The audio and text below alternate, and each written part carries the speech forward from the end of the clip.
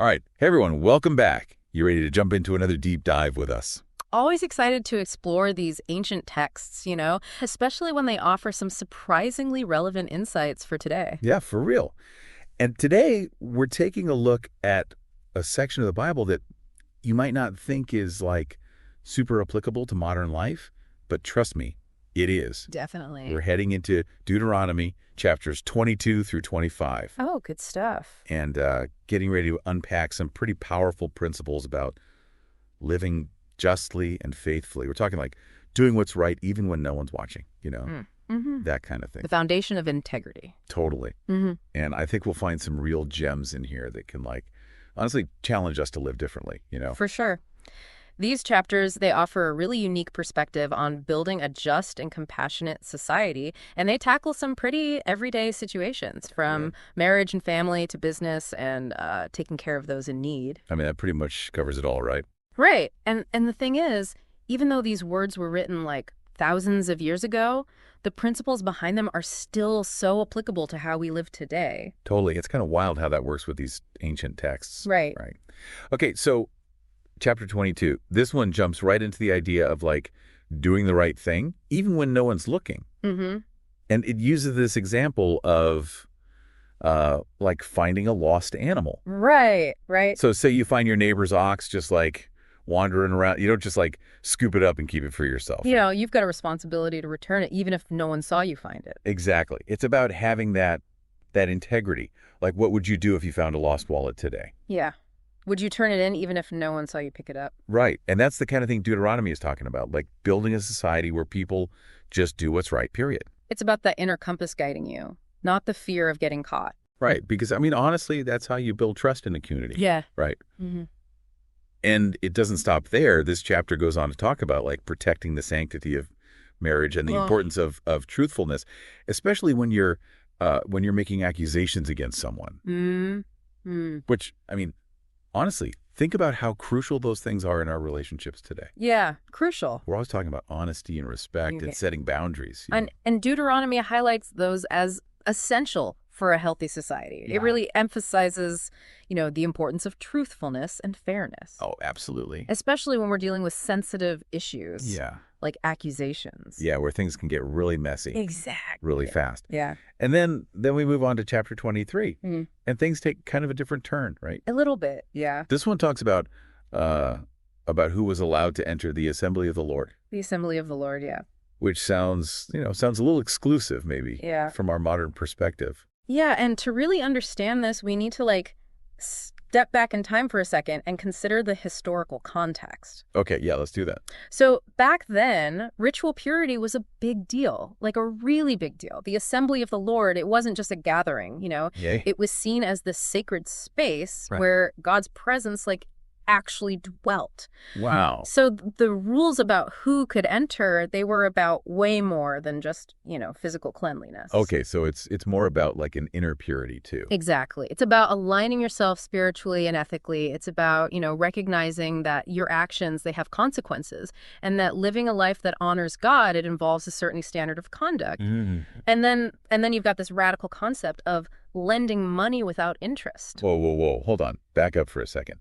Lending money without interest. Yeah. That's wild. That's pretty countercultural, even for us today, right? Oh, absolutely. Imagine a society where helping someone in need didn't come with, a price tag, Yeah. I know. It's kind of a mind-blowing concept. It really makes you think about how we approach generosity and kindness today. Are we really willing to help without expecting something in return? That's the challenge, isn't it? Yeah, it is. Okay, so moving on to chapter 24.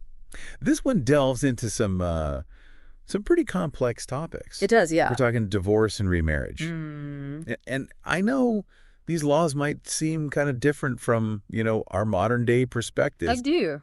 But it's important to remember that they were designed to ensure fairness Absolutely. and protection Yes. within the context of their time. And what's really key here, I think, is the emphasis on sensitivity, making sure that everyone is treated justly, even in those, difficult situations like divorce. So it's not just about laying down the law. It's about applying it with compassion and understanding too, right? Precisely. And this chapter, it goes even further. It commands us to provide for the less fortunate, to treat everyone with dignity, and to actually leave a portion of our harvest for the poor. Wow, it's like they were laying out a blueprint for social responsibility, like thousands of years ahead of its time. Right. They had this deep understanding that caring for the vulnerable, it should be woven into the fabric of everyday life.